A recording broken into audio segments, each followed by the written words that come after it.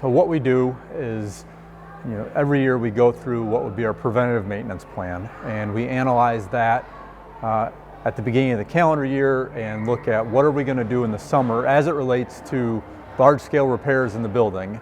Analyze that from a practicality standpoint, from a financially responsible standpoint, and what's even feasible to do, because there are mechanisms that we just can't get anymore. And we've had to make large-scale repairs. We've replaced rooftop units at the high school to try and modernize the HVAC systems.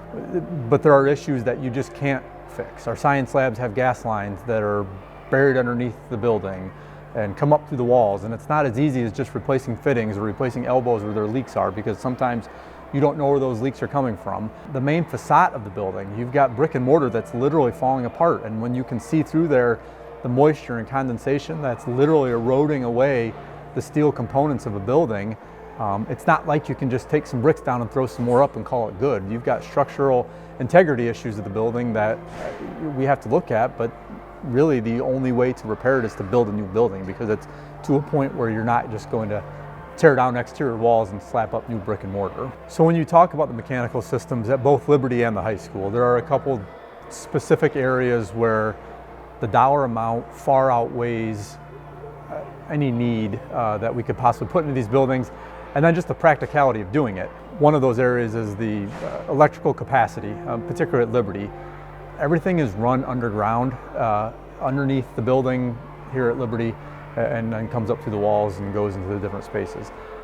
To replace that type of system, an electrical system, and have an overhaul like that, the amount of money that you would spend is astronomical, and there would be no one that would say, that's worth it to do that, as opposed to giving these staff and students a better place to work that has the resources that they need. When you look at our HVAC systems, we've got archaic boiler systems in both the buildings.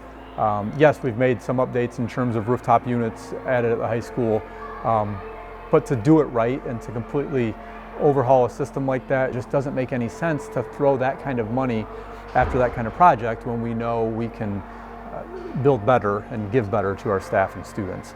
The roof at the high school, we've made repairs to it, but again, when it gets to a certain age, you can only do so many repairs, and then you're talking millions of dollars to completely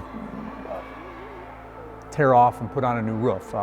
Again, money that just doesn't make sense to be spent.